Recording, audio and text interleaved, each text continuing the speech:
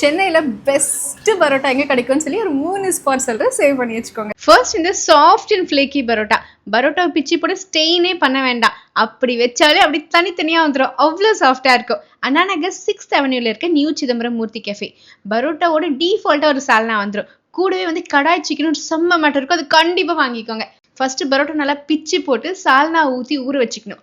அப்புறம் இந்த கடாய் சிக்கன் இருக்குல்ல, அதை மேலே வச்சு எல்லாமே சேர்த்து சாப்பிட்டா அவ்வளோ சூப்பராக இருக்கும். அடுத்து ஜமாலியால இருக்க ஹோட்டல் ஃபரூக். இந்த பரோட்டா மலபார் பரோட்டாவும் தமிழ்நாடு பரோட்டாவும் சேர்ந்த மாதிரி ஒரு பரோட்டா. இங்கே என்ன ஸ்பெஷல்னு கேட்டிங்கன்னா, மார்னிங் பிரேக்ஃபாஸ்ட்கே பரோட்டா கிடைக்கும். அதோட இந்த ஆட்டுக்கால் பாயா ஃபர்ஸ்ட் பீஸ் எல்லாம் வச்சுட்டு மேலே சும்மா தாராளமாக அந்த கிரேவியை ஊற்றி ஊற வச்சுட்டு அப்புறம் இந்த சாஃப்டாக இருக்க பாயா பிச்சு வச்சு சாப்பிட்டா செம்ம. அதுக்கப்புறமேட்டு பக்கா திருநெல்வேலி ஸ்டைல் பரோட்டா. நீங்க பரோட்டா வாங்கினீங்கன்னா கூட ஒரு சால்னா கொடுப்பாங்க. அதையும் தாண்டி ஸ்பெஷலா நாட்டுக்கோழி கிரேவின்னு ஒன்று இருக்கும். நாட்டுக்கோழி இருக்குல்ல, அதை நல்லா ஃப்ரை பண்ணி அப்புறம் அதை அரைச்சி ஒரு கிரேவி பண்ணியிருப்பாங்க.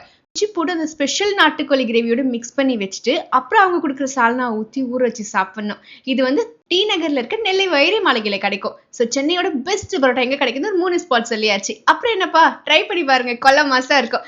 எவ்ரி வீக் மண்டே எந்தெந்த டிஷ் எங்க பெஸ்டா கிடைக்கும்னு சொல்ல போறேன். மறக்காம ஃபுடீஸ் மைனிங்ஸை ஃபாலோ பண்ணுங்க.